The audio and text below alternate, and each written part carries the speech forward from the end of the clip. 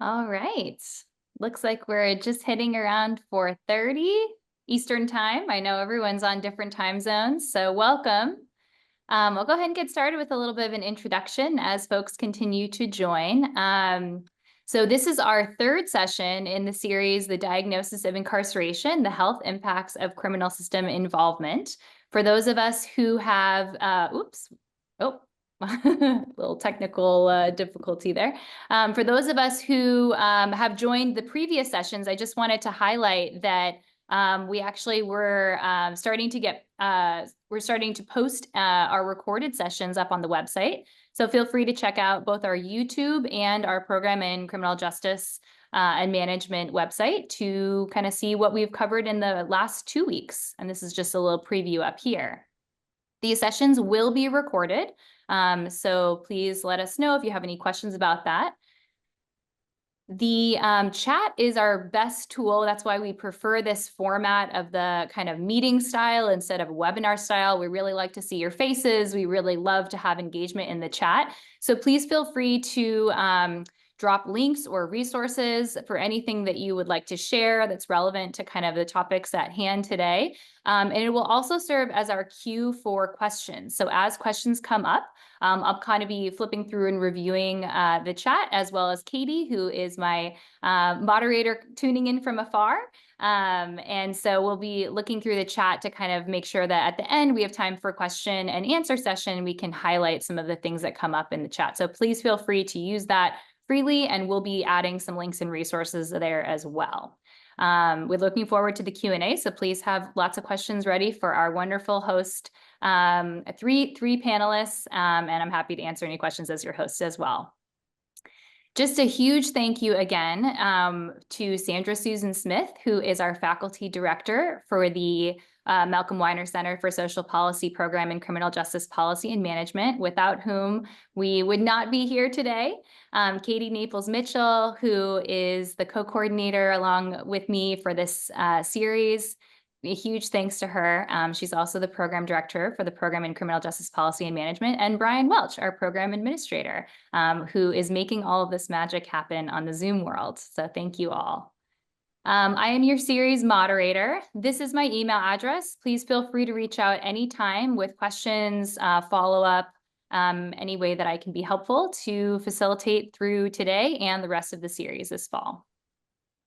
All right, so let's go ahead and get started. I know some folks are still joining, which is wonderful. I'd like to take us all back to kind of the origins of this speaker series, which happened earlier this summer at the Harvard Radcliffe Institute, where some experts from across the country gathered to try to answer this question: what are the 5 biggest problems we need to solve to address inequity in healthcare provided to justice-involved patients?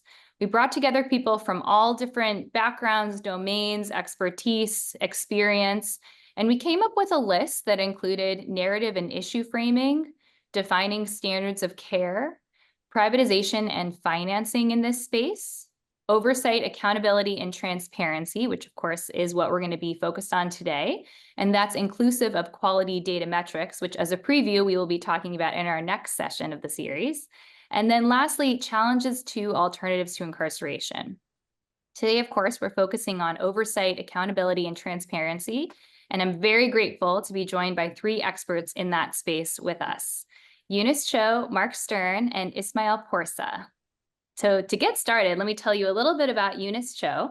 She's a senior staff attorney at the ACLU National Prison Project. Eunice's work focuses on challenging unconstitutional conditions in U.S. immigration detention facilities and the expansion of immigration detention. Prior to joining the National Prison Project at the ACLU, Eunice was a staff attorney at the ACLU of Washington, where she litigated cases involving the rights of immigrants in detention, incarcerated people, and students with disabilities. She also worked as a staff attorney at the Southern Poverty Law Center, where she litigated cases related to immigration enforcement abuse and prison conditions, and authored several reports regarding abuses in immigration detention and immigration court adjudication, including shadow prisons, immigration detention in the South. She was a Skadden Fellow and later a staff attorney at the National Employment Law Center, where she focused on issues affecting immigrant workers. Eunice holds a JD from Stanford Law School, and following graduation, she clerked in the U.S. Circuit Court of Appeals in the Ninth Circuit.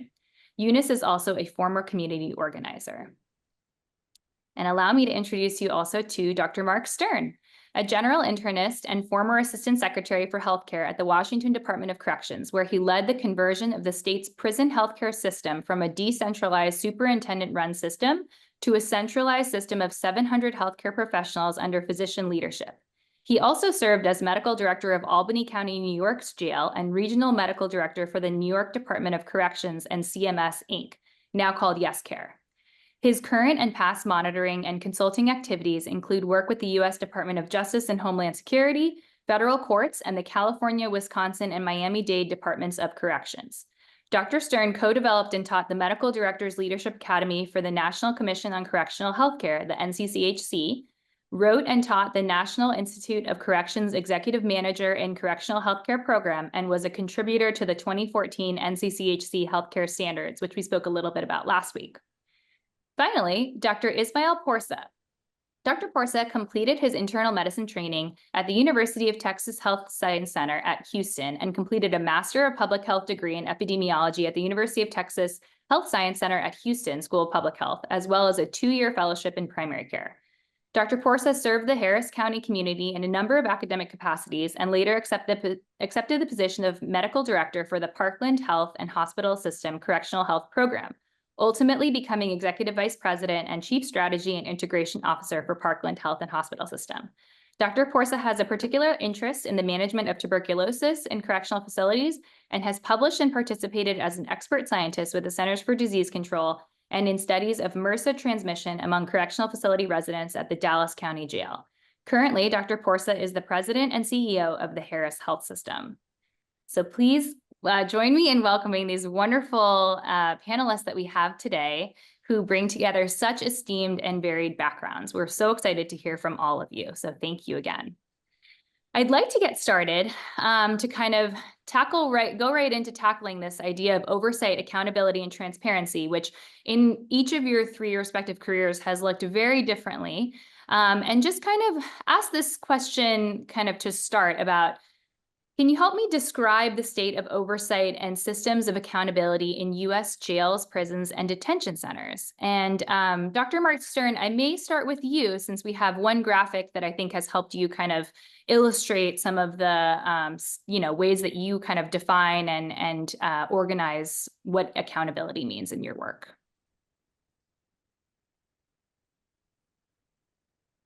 Oh, I think you might be muted. Sorry, I've only started using Zoom yesterday, right? I think the best way to describe the state of oversight is it's all over the place.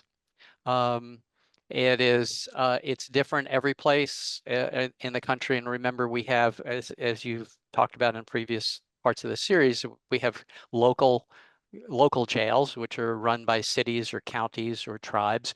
We have state facilities, we have federal facilities, we have a number of different federal facilities. And so they're all under different types of oversight. But generally, the other major comment is that most oversight doesn't have much teeth to it. So there's the ability in some places to look in and see, but even if you find a problem, you can't necessarily do anything about it. The analogy to think about that is different is, for example, a health department is able to go in and look at a restaurant and say, yeah, things are not clear, are not clean, but then they can slap up a closed for business sign. Most oversight authorities can't do that. Actually, Esmaeil, well, hopefully we'll talk about his, which is a little bit different, but most can't. And so the state of oversight, to summarize, is not great. Yeah, and tell us a little bit about kind of how you organize your kind of approach to thinking about accountability and oversight in these buckets. Sure. So this is not my framework, but this is a framework of somebody called Dr. Donabedian, who is kind of the grandfather of quality measures in healthcare. And he taught us to think about, when you look at a system and you try to assess it or oversee it, think about these 3 different buckets: structure, process, and outcome. Structure are the things that we have to work with in a system. And they're not just brick and mortar, though they include brick and mortar, but they're also things like Do you have enough staff? Do you have policies and procedures? So those are kind of structural things. Do you have enough space for individual residents of a facility? Then process is what you do with those things. So for example, it might be looking at when somebody comes into a facility, do you screen them for various diseases? There's two sub buckets under process. There are the things that you can measure that anyone can do. And so using the example I just used of a new person coming into a facility, you might measure, were they screened and were they screened on time? And that doesn't require a whole lot of expertise. But the other sub bucket of process is, what were those things done appropriately, clinically appropriately? Were they done well? And so not only did you screen them and screen them on time, but was it the right person screening them with the right tools? Did they make the right assessments? And then finally, outcomes are the things that you might imagine. For example, mortality is one of the biggest and most important outcomes. For somebody with diabetes, an outcome would be, or do you lose limbs because of poorly controlled diabetes? And then within outcome, since it's hard to measure some of those long-term outcomes, if you are monitoring, for example, the quality of diabetes in a jail, if your outcome measure is amputations, well, that takes years sometimes to see whether it works or not. And so we use proxies for those outcomes. And so, for example, something called the hemoglobin A1C, we know is a good proxy for the quality for somebody's diabetes control.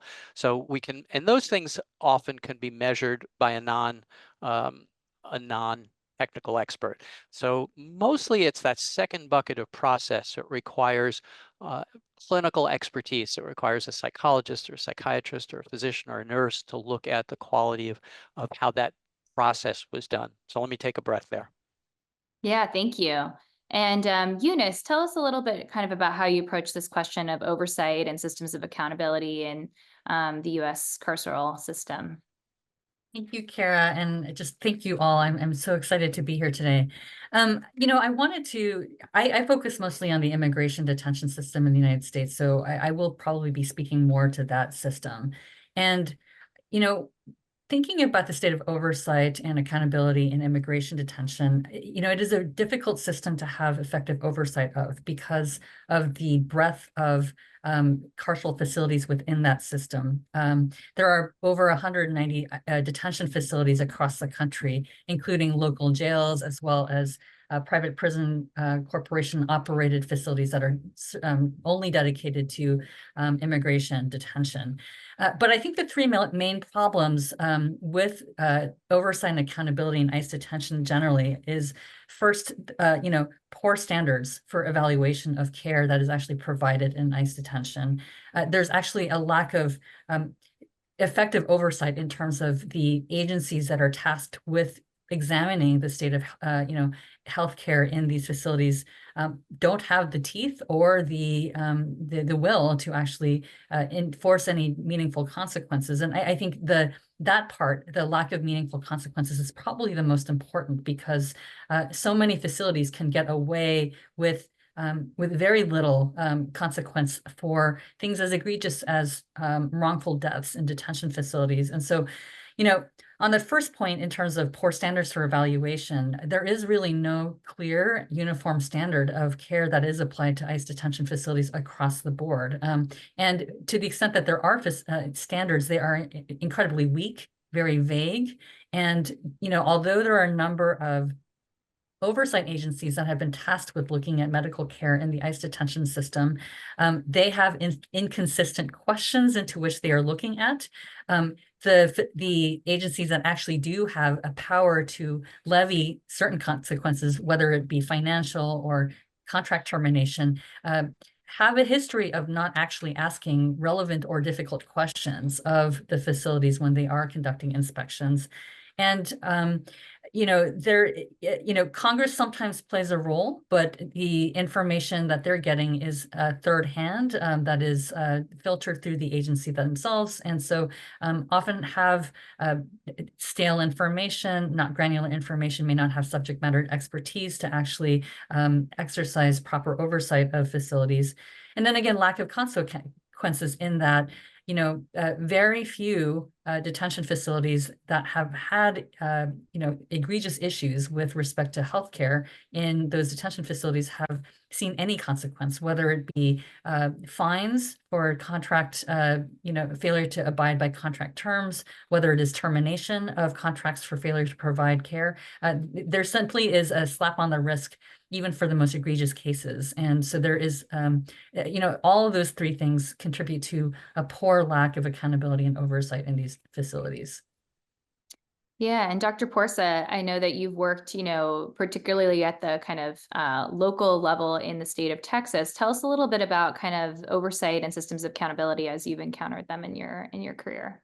Sure. First of all, thank you for having me. And Eunice, I appreciate the work that you do. So Kara, actually, I've been blessed with having the opportunity to have worked, inside the jail, and I've actually visited several prisons, immigration detention facilities. I've done some consulting work for Department of Homeland Security as a medical expert going into facilities, and I just understand fully what Eunice is talking about. Let me start with the immigration facilities since we just talked about them. Now I'm smiling because they have what they call PBNDS, and I forget what exactly stands for. This is the standards that they follow. But the amazing thing, the first time I read the PBNDS, my reaction was that there are no standards. There's like 25 pages of very vague generalizations of the care that needs to be provided. And there are different versions of it. Over the years, I think there are at least 5 or 6 versions of them. And really interesting, the later versions, they try to step it up, and they talk about the facilities having to strive to comply with NCCHC standards, but it doesn't say that they need to meet the NCCHC standards, which I always found very interesting. And, I've written several reports that's really interesting. Recently I was asked to revisit a facility that I visited 10 years ago. And, it's just like the same report. I'm not sure exactly why we keep doing this. But anyways, at the local jail, at least, there are NCCHC standards that, again, it's elective, right? So there has to be a willingness on the part of the, not just the healthcare, but the corrections to actually invite NCCHC. NCCHC does not impose its presence on a facility. They have to be invited in. And it's not the healthcare that invites them in. It's the sheriff or the warden of the facility. So that's there. One thing that, I'm also, over the last 6 years, I have acted as the physician representative on the Texas Commission on Jail Standards, which is really interesting. The first time I learned about this body in the state of Texas, I thought this is something that happened everywhere. Come to find out that actually it doesn't exist in a lot of places. So going back to what Dr. Stern said about, not having teeth, for example, in a hospital system that I'm currently in charge of, CMS can come and, but if you're not meeting any of the thousands of conditions of participation, they can actually shut us down. So they have a lot of teeth. They have a lot of power. That doesn't exist in corrections, except and this is something I'm really very happy about, the jail commission in the state of Texas. They actually visit every jail, and there are 100-some odd jails in the state of Texas. And this vary from the size, Harris County Jail with 12,000 inmates to jails that have 26 inmates. But they're all kept to the same standards. And the jail commission actually has the power to shut down these jails, and they have done so in the past. So it's a very interesting, coming from the state of Texas, not necessarily the most progressive state in the union, but having a jail commission that is very, very progressive in imposing at least a minimum set of standards. And, I think it was a year and a half ago, 2 years ago, when the state of Colorado decided to follow suit and create a statewide jail commission for that state, which is exciting to see that happening. And let me stop here because we can talk about just this topic for the entire hour. Yes, and we will kind of dive in a little bit right now to each of your kind of respective arena and the depth of work that you've all done.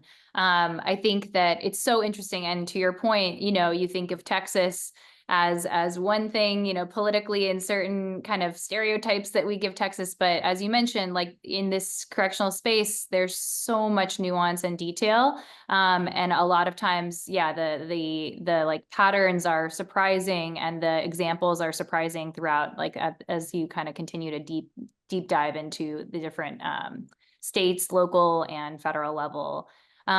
So let's get kind of a little bit deeper into this idea. And I think one goal of this speaker series is really to think about, the medical community, the healthcare community at large, and the responsibility for providers as community members, as family members and friends affected, directly and indirectly by the criminal legal system in the United States. And to kind of bring this like healthcare perspective a little bit more into the space of like, policy and medicine and legal expertise and a lot of partnerships, just to kind of make connections broadly that the experiences that healthcare providers actually witness in a lot of these spaces really do kind of not go anywhere unless we partner with our, advocacy teams and legal experts to really kind of like sound the alarm on what we're seeing in spaces.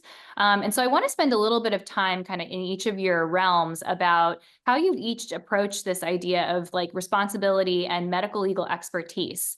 And I know that that can take many different forms of like change from within and the independent pressure from the outside, and kind of that duality and dichotomy that sometimes doesn't quite feel like we're, hitting the right balance, but that, in partnership with all of our, collaborators, we try to figure out how to balance this duality of changing from within and also relying on the independent pressure from outside, and kind of the strengths and weaknesses of each of those different positions.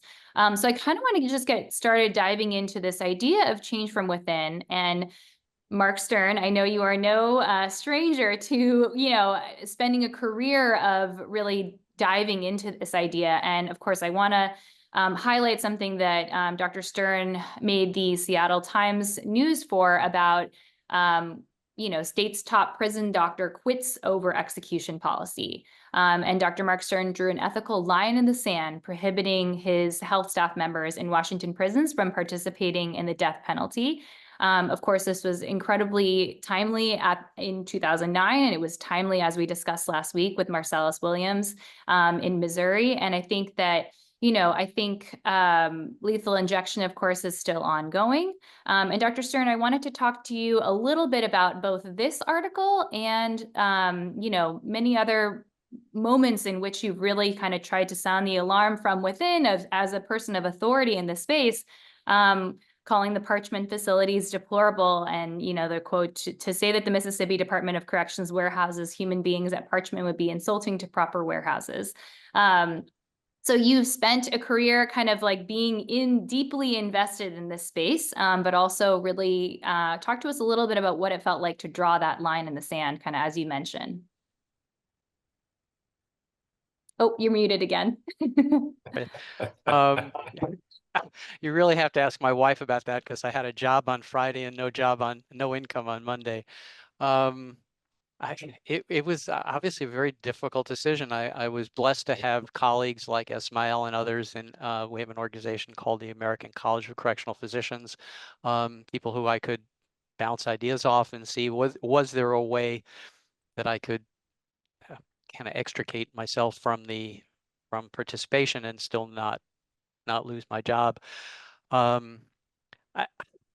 This was from within. The other thing, for example, Parchman, Mississippi, that you referred to, was actually from without. Was brought in.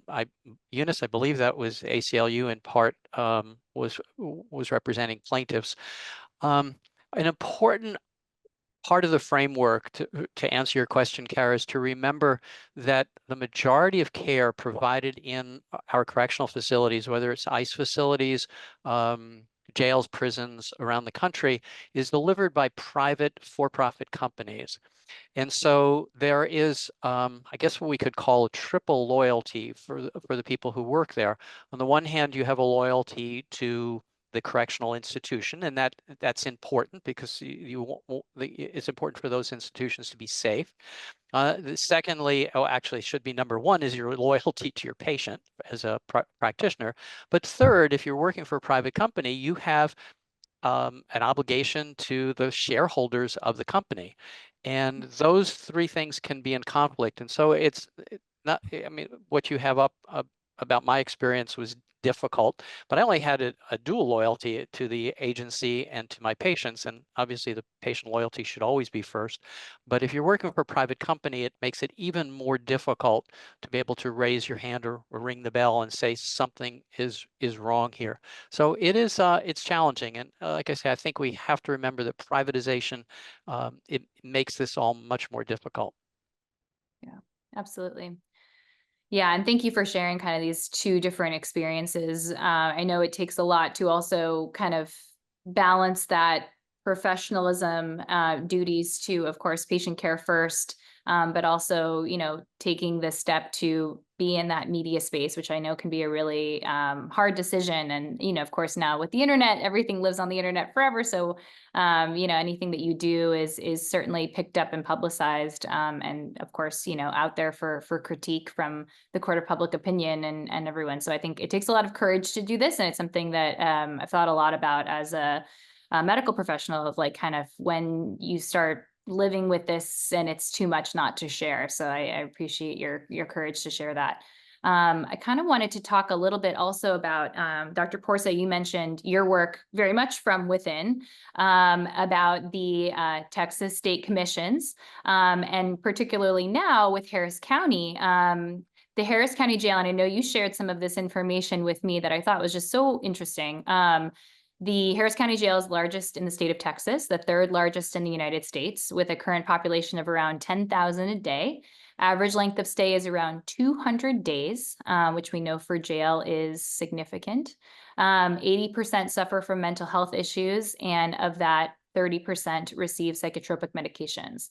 Some pretty striking numbers off the start, but of course I want to call our attention to this graph on the right side of the screen as we spoke about kind of week one, minute one of exploring this issue. You know, the African-American Black population in Texas is 13.6% of the state of Texas population, but of course 50% of those represented in Harris County Jail, numbers that do not equal. And I think that, you know, of course, also striking is this 80%, you know, suffering from mental health and 30% on medications. Each person does not necessarily need medications, but certainly calls to the complexity of the layers of, you know, social determinants of health and medical diagnoses that are sort of like concurrently happening in the jail. And I wanted you to speak a little bit about kind of your role in that state commission and, you know, amongst the commissions that you mentioned, Colorado, I know New York, Ohio, Michigan, Nebraska, and Washington. Texas, you know, is unique among only a few states in the country that really works on these standards. So talk to us a little bit about like the effectiveness of the Texas Commission on Jail Standards. This is just for the audience an example of a reportable kind of a pretty lengthy report that the House bill, you know, receives from in the Texas legislature on the jail standards. They have to kind of go through a few different specialties and considerations of high risk patients in the facilities. But, you know, we actually probably many of us didn't know about these Texas commissions on jail standards before today. Talk to us a little bit about like the effectiveness of this type of, you know, of commission's existence, and, you know, if you'd like to see it like replicated, and where to go from here. Oh, you might be joining Marc Stern in the mute. I did. I took a lesson from him.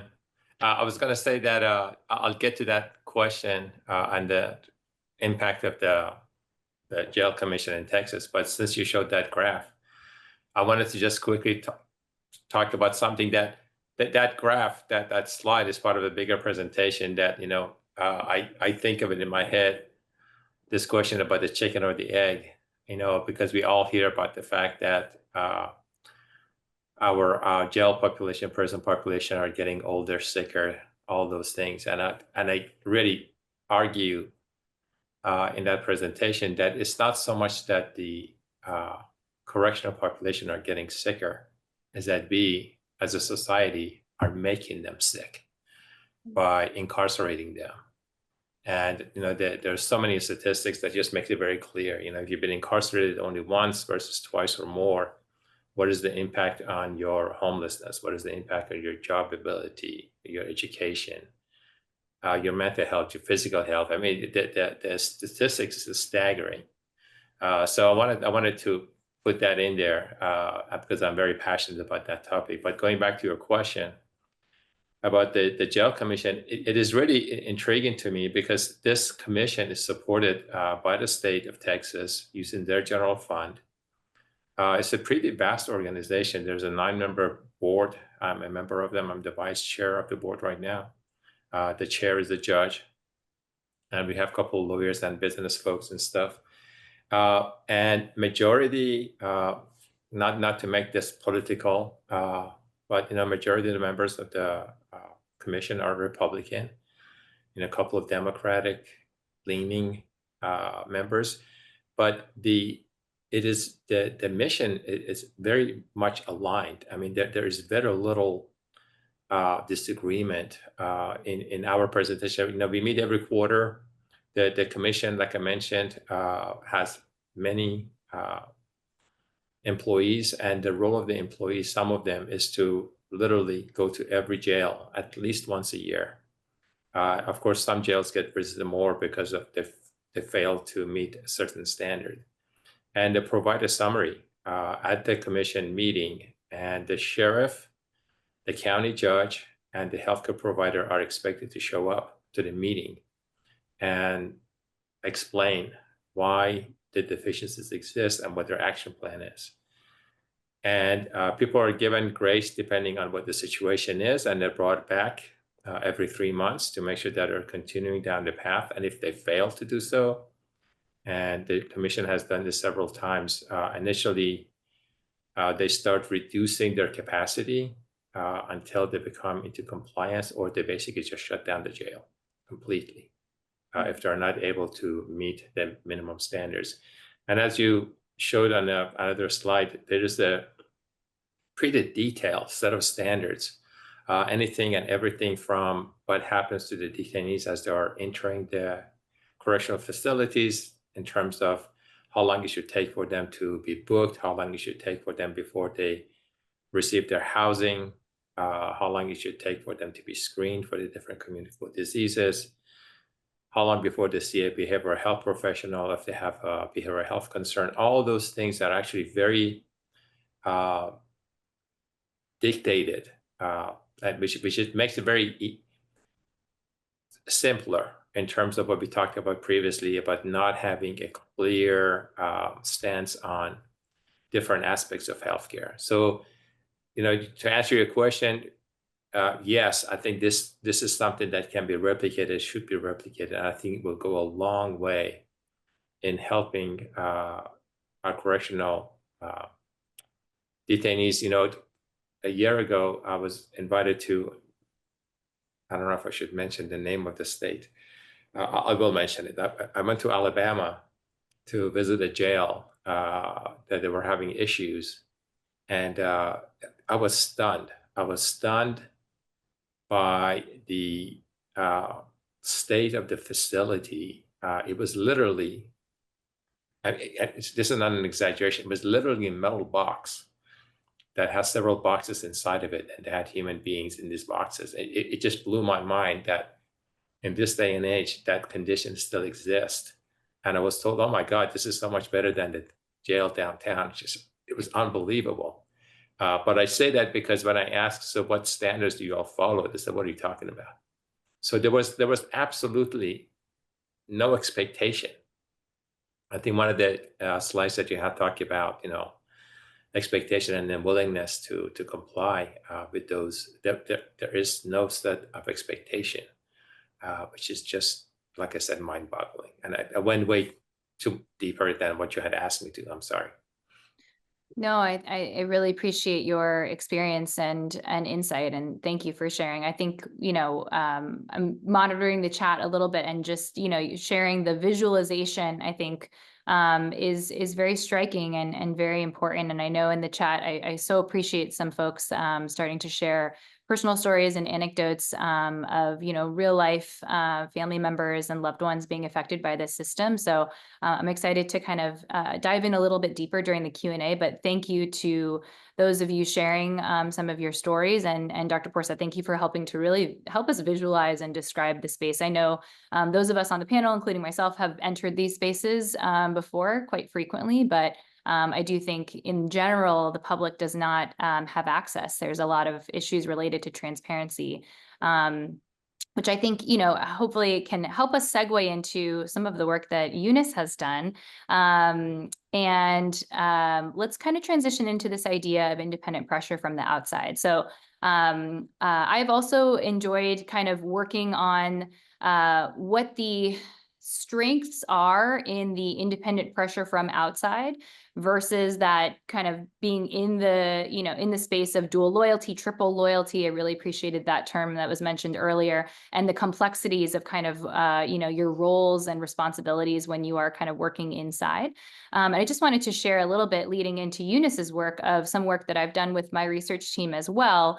Well, of course, what Dr. Porsa and Dr. Stern were referencing in terms of like these health risks that just extrapolate from being in carceral spaces. My team has worked extensively in the deaths and immigration and customs enforcement space. And this was an update that we released regarding 2021 and 2023 years in lieu of this, coming out of a really, really deathly time period related to COVID, where we saw rates of death in spaces of confinement just skyrocket.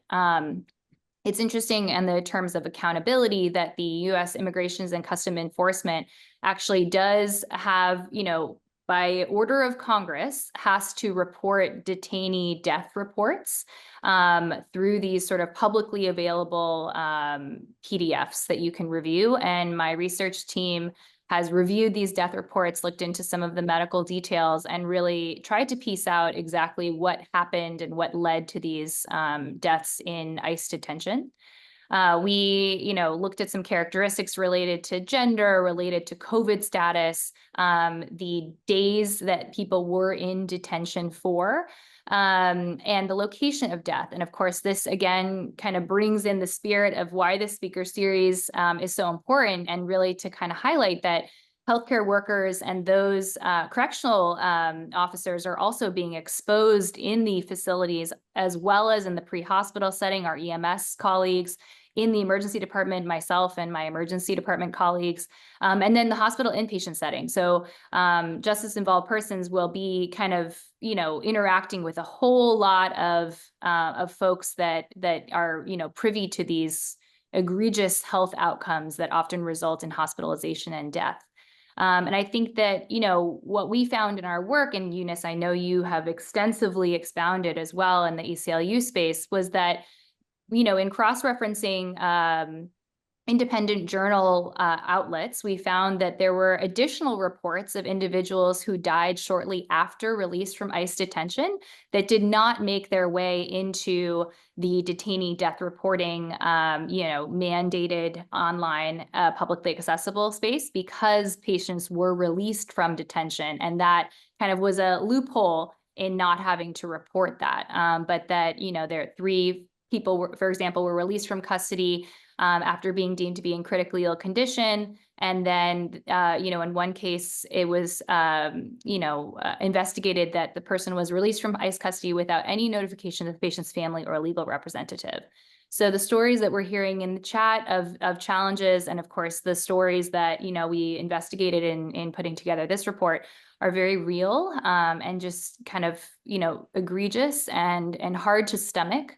And I know that, community-based organizations, advocacy and litigation groups, independent journalism in the media, and academic medicine are all trying to really figure out how to do our part to raise the alarm, sound the alarm on some of these issues. And so Eunice, you've spoken to me a little bit about kind of the ACLU and your work in this space to really work to shrink the system, kind of get at the root cause of all of this and release the medically vulnerable before, the progression of disease becomes such that patients end up in the emergency room and hospital and unfortunately die. And your recent report of deadly failures has kind of investigated this idea of 95% of deaths between 2017 and 2021 in ICE detention could have been prevented with adequate medical care. I know that's a lot to take in. I just wanted to kind of pause for a second and have you talk to us a little bit about your work in this space and kind of how you see this issue being tackled from the side of, kind of shrinking the system, releasing the medically vulnerable, and kind of approaching this very morbid space, particularly immigration detention. Thank you, Kara. Can you hear me? Yes. Okay. Yes. Well, thank you so much. And it was actually lovely to see the citation to your article because I recognize so many names of folks who have been partners along with folks here in this space, working as experts in various cases that we have litigated in various advocacy pushes and, just providing expert feedback in terms of what meets standards and what does not meet standards for constitutionally adequate care in ICE detention facilities. And, just to build on that point of the unreported deaths in detention custody, this is, of course, the subject of litigation that we have filed and been litigating actively with ICE, that ICE is actively resisting disclosure of records regarding people who have died, who have been released from custody on their deathbeds shortly before their deaths. And I have to say, the documents that we are getting are pretty eye-popping in terms of, literal emails where ICE officials are getting reports of clearly deadly conditions that the person is probably going to expire in the next day or so, and turning right around and saying, let's release this person. There cannot be a clear line drawn between point A and point B. And we know this is, of course, not a new pattern. The Obama administration disclosed that 1 in 10 immigration deaths had been admitted from the list that they submitted to Congress, and that the agency admitted very clearly that they had discharged detainees shortly before they died, leading to a reduction in the number of reported deaths to Congress. So this is not a new pattern, but certainly a pattern that we are hoping to shed more light upon. You asked about shrinking the system and releasing the medically vulnerable. The ICE detention system is unique legally in some ways because unlike the criminal justice system, the government has full discretion to decide who to detain and for how long and when and what people, and they also have the full discretion to release people.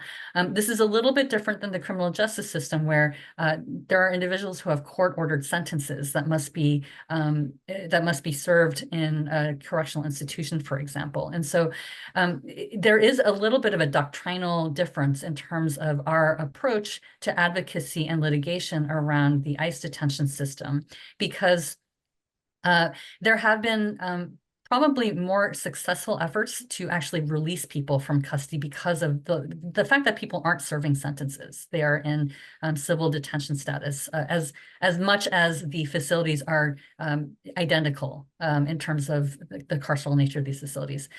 I want to also highlight kind of the interdisciplinary work that folks can and are doing, from the outside in terms of shrinking the system. So one example I really want to point to is obviously the COVID-19 pandemic. During the COVID-19 pandemic, we filed, at least at the ACLU, filed over 40 lawsuits around the country with respect to immigration detention. And the requests were to release people who are medically vulnerable to COVID-19. It was not to provide better health care. It was not to, and in many instances, we really highlighted the fact that jails, detention facilities, and prisons were dangerous places, especially during the COVID-19 pandemic, due to, the fact that people were in such confined close quarters. But the argument was really that if you were medically vulnerable, you should not be in this facility. And amazingly enough, we won a series of court victories, and many other cases around the country were also filed forcing ICE to release people who are medically vulnerable as a result of dangerous conditions in ICE detention. And I look at that as a real shining light in terms of what is possible to do when you are able to highlight the abuses and the dangers of the failures of medical care and the dangerous conditions in detention, and the fact that the remedy is really release of people from custody. There are other examples of using the fact that ICE detention is not, people are not required, the agency has discretion to release people.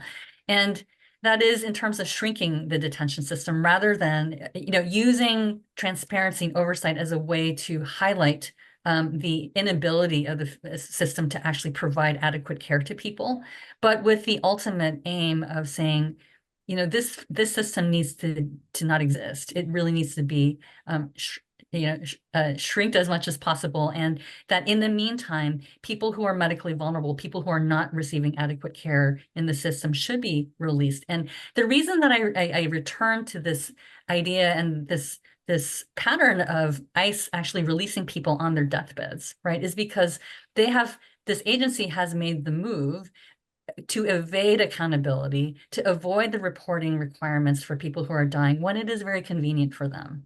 All of a sudden, when someone is on their deathbeds, it becomes justifiable to release them on an order of recognizance, or to say, oh, you know what, we don't really need to hold on to this person anymore. When in fact, had the agency made that decision many, many days or months before, perhaps that person would not be in the health circumstances where their life is in peril.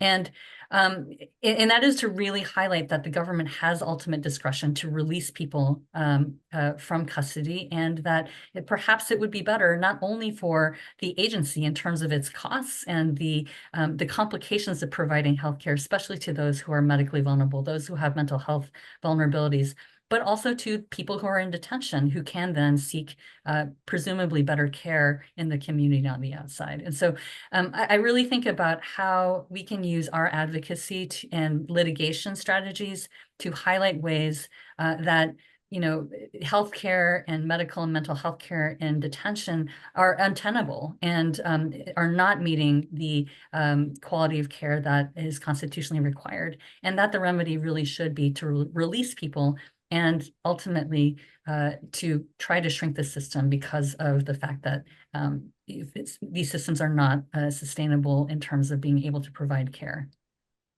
Yeah, absolutely. Thank you so much, Eunice. Thank you for sharing kind of the deep dive that the ACLU and your work has explored through deadly failures and all of the lawsuits that came out of COVID, which I know shed a big light.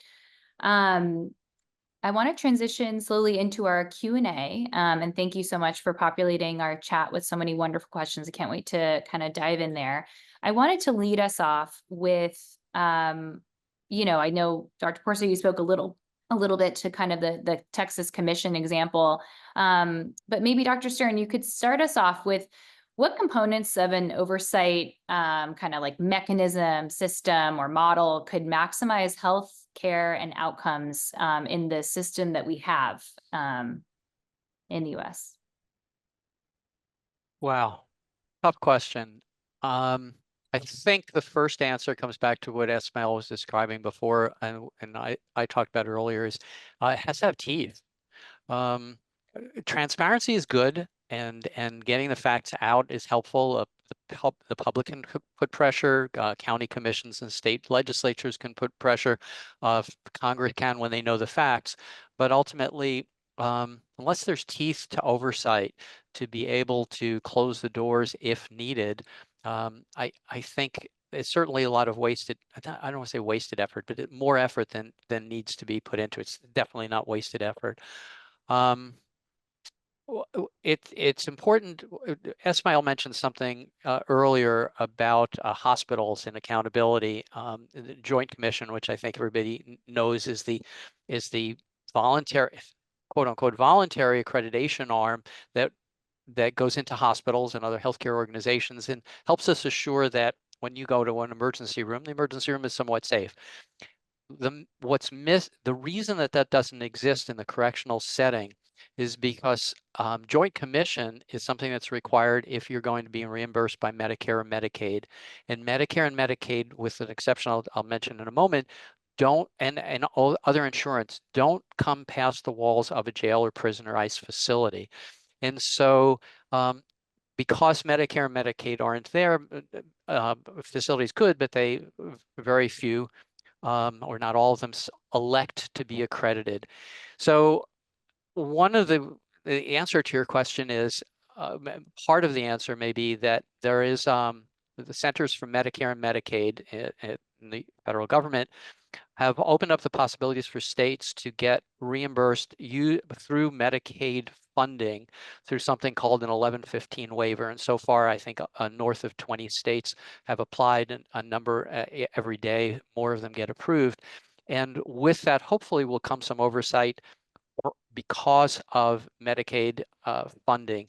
So I think that is going to be a route. It's not going to be fast. It's not going to be every state, but it's going to be at least be a route to get a little bit more oversight, similar to what we see in hospitals and other healthcare settings in the community. Yeah, we'll be talking a little bit more about 1115 waivers as well in a couple sessions from now. I believe it's session 5, because that is sort of a extremely timely and more urgent opening into the legislative, or I guess not legislative, the rulemaking kind of CMS space, where we can really maybe kind of push some innovation into facilitating particularly, transitions back into the community. So we'll definitely be talking a little bit more about that, but thank you, Dr. Stern. Dr. Porsa, did you have any thoughts on the kind of components of an oversight model, inclusive of kind of what you've been working in? Yeah, I want to make sure I'm not mute. Yeah, definitely what Dr. Stern said, I want to echo that. But in addition to giving teeth, if there is a possibility of creating a unified standard of care across the country, I think that'd be really important. I mean, the model that we have here in the Jail Commission, which is great, but I have no idea what it looks like in Colorado and the other states that you showed on the slide. It really shouldn't matter, right? It shouldn't matter where you are being detained in this country. You should, just like when it was mentioned, when you enter an emergency room, you should receive the same type of a safe, high quality care. It should be the same thing inside the jail or prison. I wanted to make a comment on the shrink the system, which is absolutely true. But it's, I always end my presentations when I talk about correctional healthcare with the remind everybody that during the time of COVID, there was a lot of focus on, we need more ventilators, we need more ICU beds, we need more of this, we need more of that. And reality was we just needed less COVID patients. We didn't need to isolate, we need to wear face masks and all of that. And I use that to say that what we need in this country is that we just need to incarcerate less people. We have this crazy notion of justice system in this country that is really the plight of everything we're just talking about. I mean, this is a self-made problem.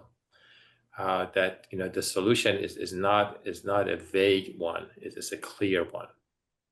You showed this slide about the Harris County Jail, and I don't mind sharing this information. It's public, information is on the website. More than 75% of the people inside the Harris County Jail are in pre-detention, pre-trial detention. They have not proven guilty of anything. They're just in jail waiting for a court date. And you showed the average length of stay of 200 days. A lot happens in 200 days while people are waiting to be proven guilty of anything. So I say all of that just to put in my 2 cents about the fact that that this whole issue of incarceration in this country is just a craziness that is unique only to the United States. When you think about other countries in the world, that they're not dealing with this situation as we are. But getting back to your question about the components of the oversight model, yes, something that has teeth, yes, an oversight body that provides the same standard into the different organizations. And I didn't know if we were going to be talking about the privatization of correctional healthcare. I'm glad Dr. Stern pointed to it. It's very difficult. It's very difficult when there's a for-profit institution charged with providing healthcare, because at the end of the day, the mission of that organization is very different than the mission of a county health department or a safety health system or a academic medical center. So those are all the things that I think should be taken into account. Thank you so much. And Eunice, any thoughts on the components of the oversight models? Yeah. Well, I think the most important thing to remember is, and I've seen this in our advocacy time and time again, is that calls for increased oversight and accountability are actually can be ways to actually further justify the existence of these institutions in themselves, and not necessarily ways to actually hold them truly accountable. And so I think it's very important to remember that is an institutional function of oversight and accountability measures in in many ways, because it helps to kind of have this facade that these are and possibly humane systems. So with a caveat, that very, very important caveat of the function of oversight and accountability measures and institutions in the carceral system. But I think if we are to actually have oversight and accountability mechanisms that do hold facilities to account for their failures to provide adequate and constitutionally adequate care to people, is that as has been repeated many times, there must be agencies that have true teeth, that can actually levy consequences and have rigorous standards that are truly objective.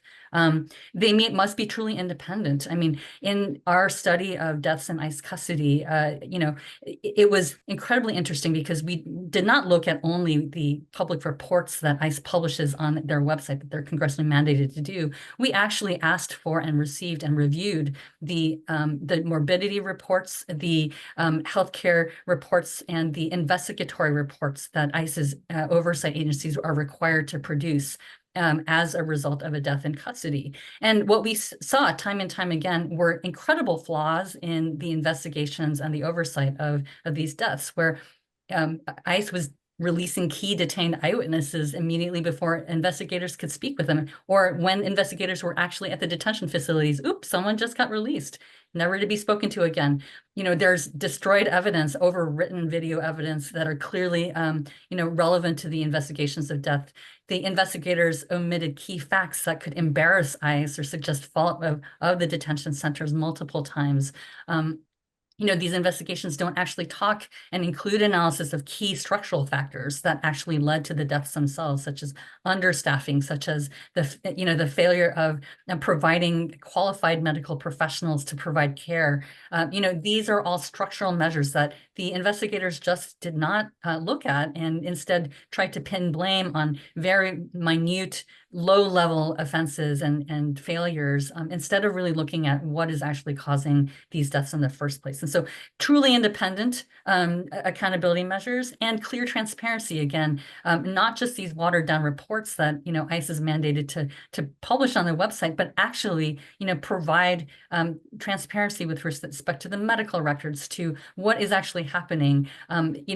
ICE actually has two provisions to try to prevent people from using the Freedom of Information Act and State Public Records Acts to get at records, including isolating and giving private prison corporations the flexibility not to disclose their records because they're not the government. And they also have limitations on state and county facilities from providing under State Public Records Act anything that has to do with detention via Public Records Acts. And so, there is already baked into the system, lack of transparency. So in order for this all to actually function, beyond the point that, accountability and oversight measures are really kind of built to justify the system itself, it really needs those three components.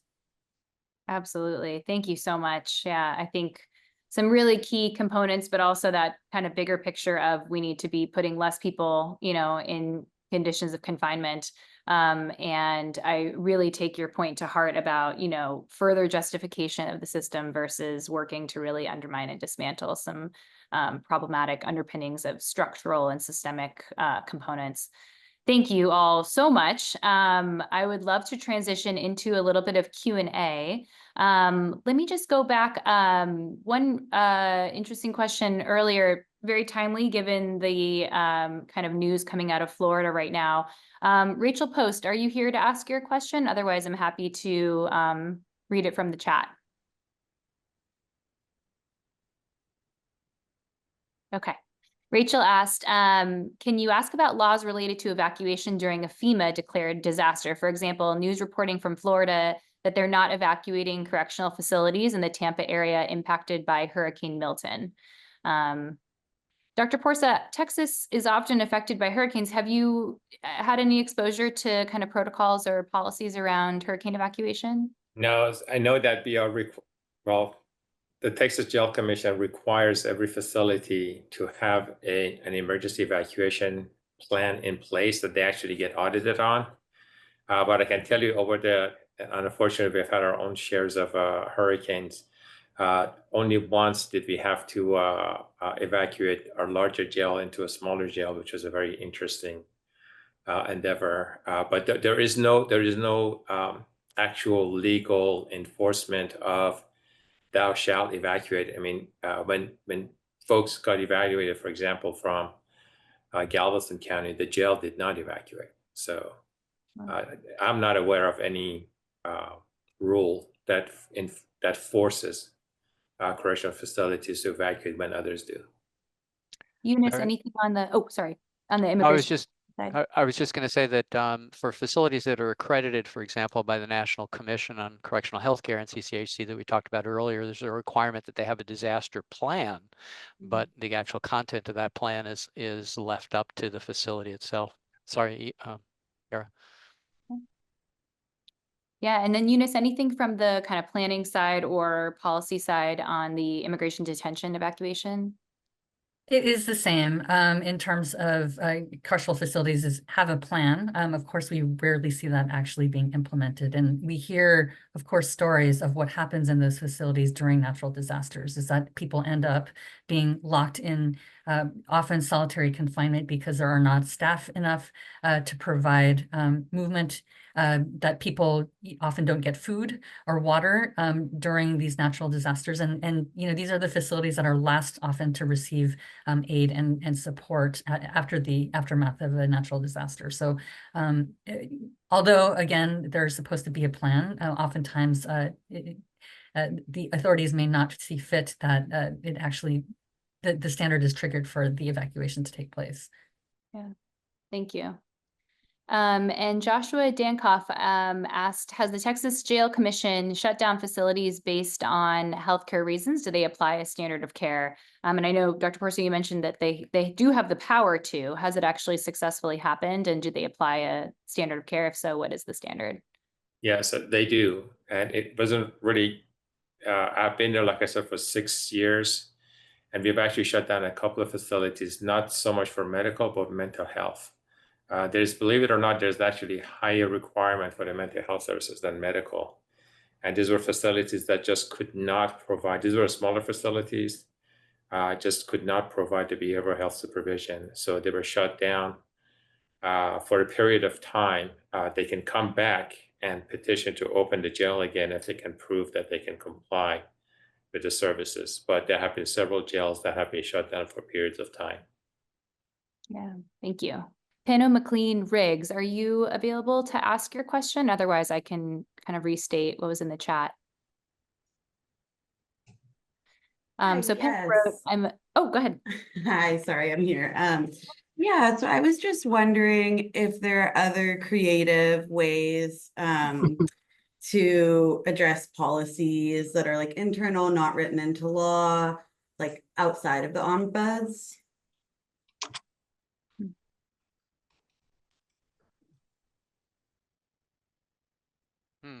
I can say one thing that, in our situation in Harris County, members of the public frequently, if not every meeting, most meetings, they show up at the commissioner's court, and then they do bring issues to the attention of the commissioners.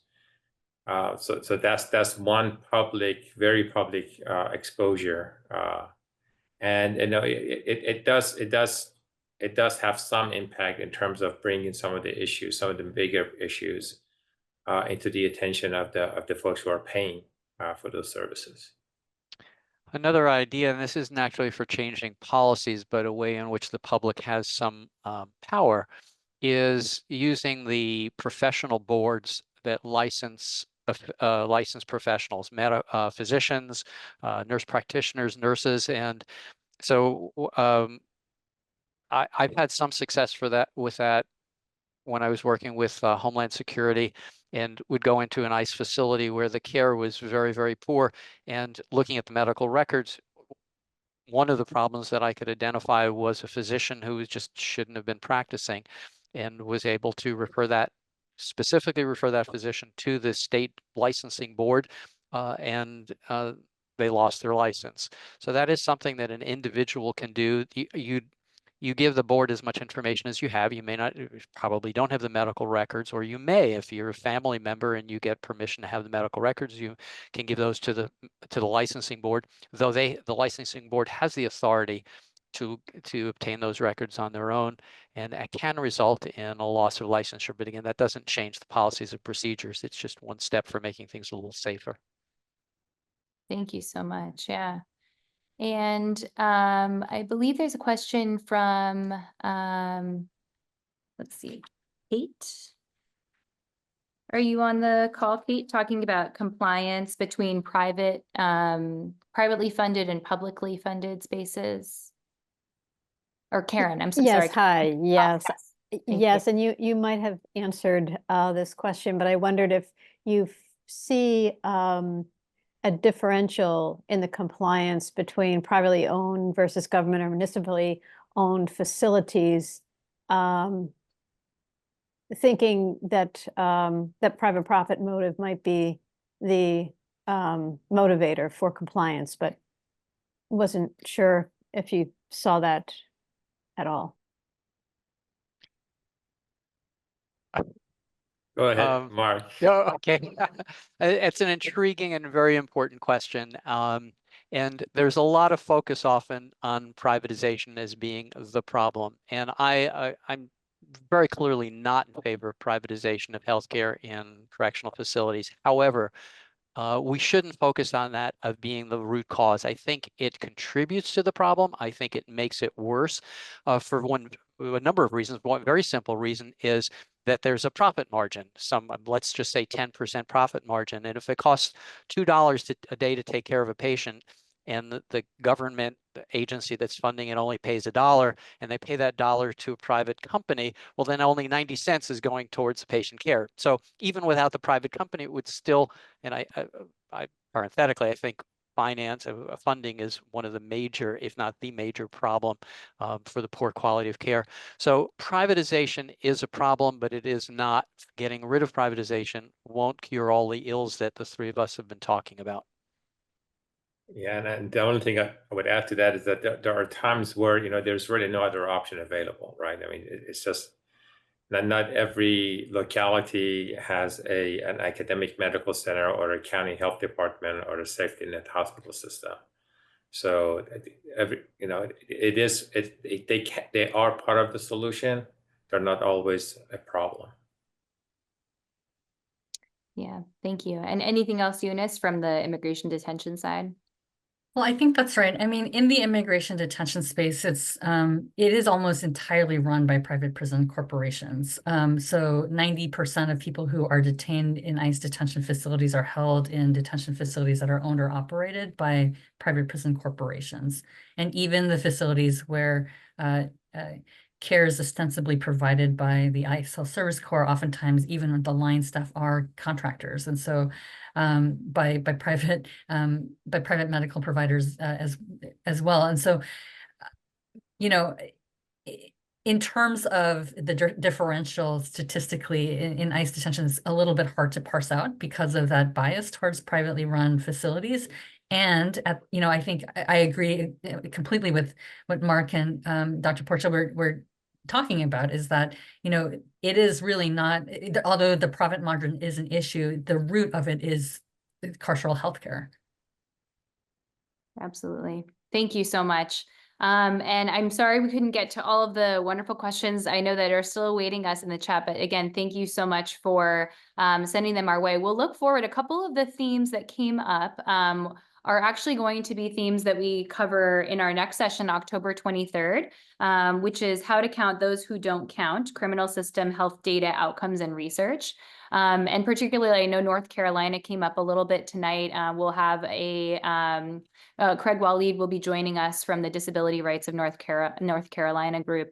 So we're looking forward to kind of getting a little bit more specific about data research and kind of how we take these lessons from today moving forward into filling in this like big picture that, as we spoke about in week 1, is purposely kept pretty invisible and opaque from the public. So I can't thank you enough to our panelists for helping us kind of illuminate this space and really, Dr. Porsa quite physically illustrating what these spaces of confinement look like. Eunice, for your incredible work with the ACLU, and Dr. Stern for your courage to, continue to share your experience with the larger kind of public audience. Truly, thank you all so much. And the work goes on and the cause endures, and we will be back October 23rd. Thank you all again, and we'll look forward to continuing to connect throughout the rest of the speaker series. Please take care. Thank you. Thank you. You all be safe. Thank you.